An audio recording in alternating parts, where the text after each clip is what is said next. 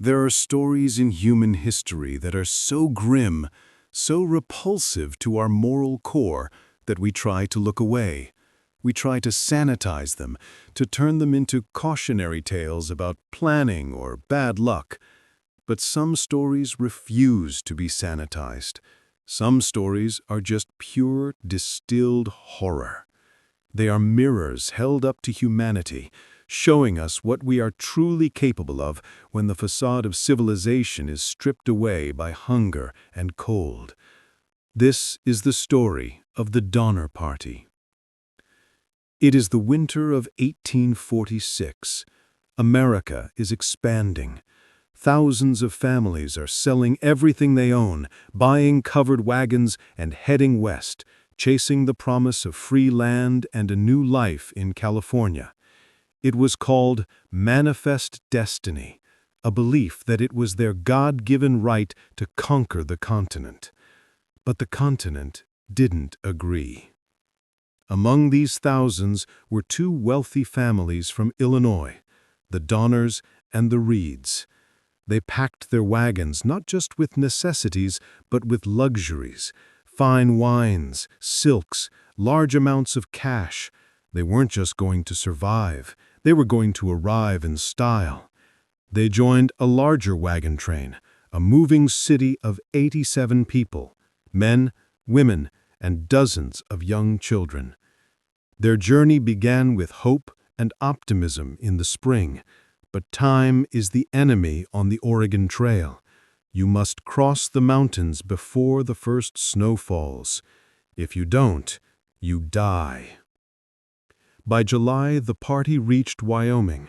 They were already running behind schedule, and here, at a fork in the road, they made the decision that sealed their fate. They were handed an open letter from a man named Lansford Hastings. Hastings was a promoter, a man looking to get rich by encouraging settlement in California. In his letter, he advertised a new route, the Hastings Cutoff. He claimed it would shave 300 miles off the journey. It was a lie. Hastings had never actually taken the route himself with wagons. It wasn't a shortcut. It was a trap.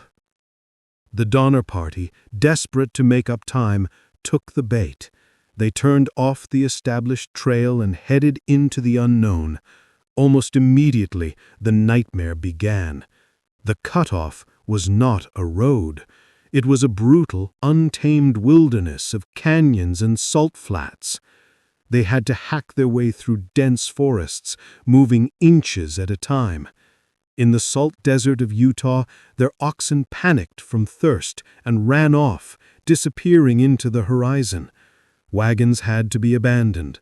Valuable supplies were dumped in the sand to lighten the loads. The shortcut that was supposed to save them weeks ended up costing them nearly a month. By late October, they finally reached the foot of the Sierra Nevada mountains, the last great barrier before California. They were exhausted, starving, and morale was broken. And then the sky turned gray. It started as a light dusting of snow, just a few inches. They tried to push their remaining wagons over the pass, but the wheels slipped on the ice. They decided to camp at a small lake, now known as Donner Lake, to wait out the weather for a day or two. They never left that lake. That night, the blizzard began. It wasn't a normal snowstorm. It was a geological event. It snowed for 8 days straight. When it finally stopped, the snow was 5 feet deep. Their wagons were buried. The pass was totally blocked. They were trapped. 87 people, nearly half of them children, trapped in hastily built, drafty log cabins that were quickly being buried under snowdrifts that would eventually reach 20 feet high, and they had almost no food left. November passed into December. The world outside became a white, frozen hell. Inside the cabins, the situation deteriorated rapidly. They ate the few remaining cattle. Then they ate the family dogs. When the meat was gone, they boiled the hides of the oxen, the rough leather they used for roofs, into a glue-like paste that barely kept them alive. They ate candles. They ate the mice that crawled into their bedding. Starvation is a slow, agonizing way to die. It twists the mind before it stops the heart. The body begins to consume itself for energy. Hallucinations set in. A primal, animalistic hunger takes over, overriding every moral code, every religious teaching. By mid-December, the first people began to die.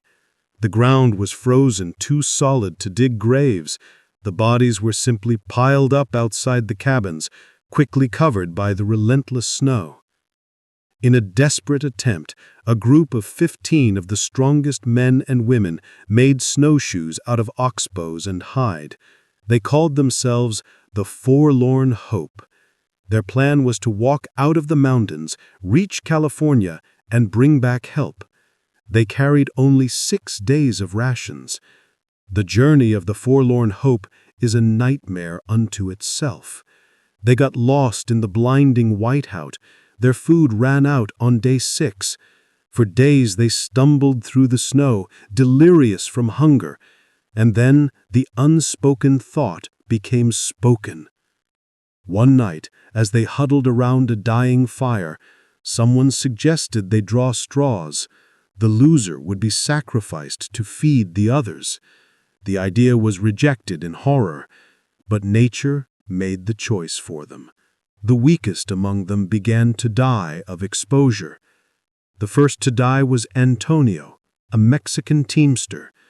The survivors ate him. Then 2 Native American guides, Salvatore and Luis, who had been helping the party, refused to eat human flesh. They ran away into the woods, terrified of the white people who had turned into monsters. Days later, the remaining members of the Forlorn Hope tracked them down by the blood in the snow. They were exhausted, lying on the ground. William Foster, one of the leaders of the group, shot them both in the head. They were eaten, too. Of the 15 who left, only 7 reached civilization alive. They were skeletons wrapped in rags, telling a story that the rescuers in California couldn't believe. Back at the lake, things had gotten worse. The snow was so deep now that the cabins were completely buried. They were living in dark, damp holes under the snow, surrounded by filth and death. The leather hides were gone. There was nothing left. And the pile of frozen bodies outside grew larger. It didn't happen all at once. It started in the Murphy cabin. A young man named Lemuel died in his sister's arms. In the delirium of hunger, the survivors cut pieces from his body and roasted them over the fire. The taboo was broken. Soon it spread to the other cabins. The survivors developed a grim, necessary system. They tried to avoid eating their own family members. They would label the bodies, ensuring that a mother wouldn't unknowingly eat her own child. The flesh of the dead was their only sustenance. Imagine the scene. Outside, a beautiful, silent landscape of pure white snow. Inside the dark, smoky hovels, children sat around fires, gnawing on bones that they knew belonged to their neighbors, their friends, the people they had traveled with for months.